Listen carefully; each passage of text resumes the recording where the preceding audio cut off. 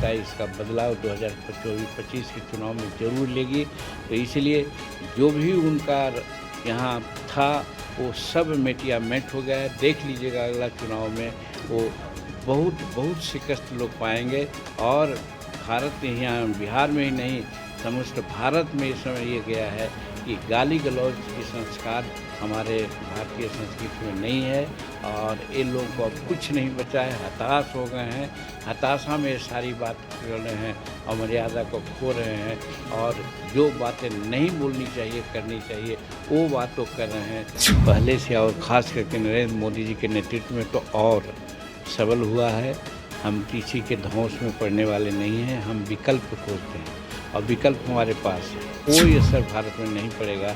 इस उद्देश्य से जापान का जो यात्रा है प्रधानमंत्री जी का और चीन का यात्रा है, देखिए मैं तो समझता हूँ कि राहुल जी और तेजस्वी जी यात्रा करके अपना रही सही जो जनता में पैठ या पॉपुलैरिटी थी सबको उन्होंने खो दिया है।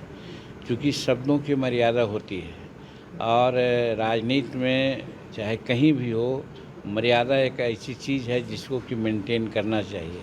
लेकिन इन लोग मर्यादा क्या कहिए, इससे भी कोई गलत बात और हो जो अमर्यादित हो करके दिशा विहीन हो करके चरित्रहीनता का उन्होंने परिचय दिया है कि प्रधानमंत्री जी को प्रधानमंत्री जी के स्वर्गीय माता जी को गाली सुनवाए हैं डैश से अपना मंच से और माइक से। ये जघन अपराध उन्होंने किया है। मैं समझता हूँ कि बिहार की जनता इसका बदलाव 2024-25 के चुनाव में ज़रूर लेगी।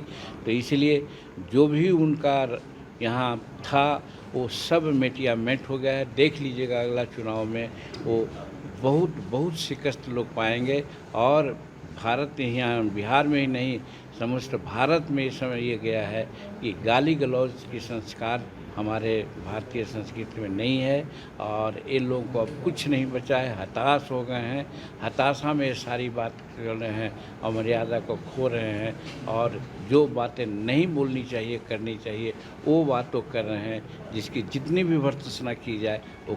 ट्रंप जी जो अमेरिका के राष्ट्रपति जी हैं, उन्होंने जो टैरिफ लगाया है 50%, वो धौंस जमाए हैं कि इससे हम इंडिया वो हो जाएगा, हमारी बात मानेगा।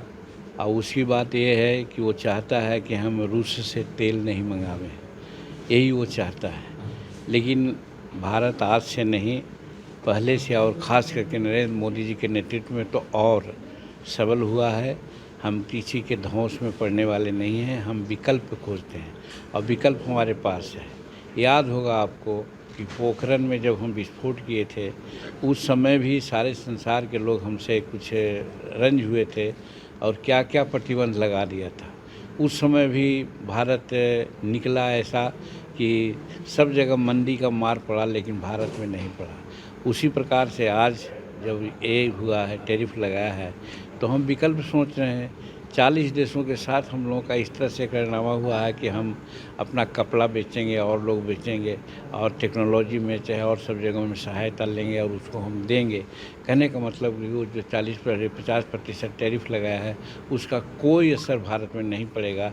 इस उद्देश्य से जापान का जो यात्रा है प्रधानमंत्री जी का और चीन का यात्रा है बहुत इम्पोर्टेंट है और इससे अमेरिका को और ख़ास करके ट्रंप को सबक लेना चाहिए कि हम हिंदुस्तान किसी के धौंस में आने वाला नहीं है।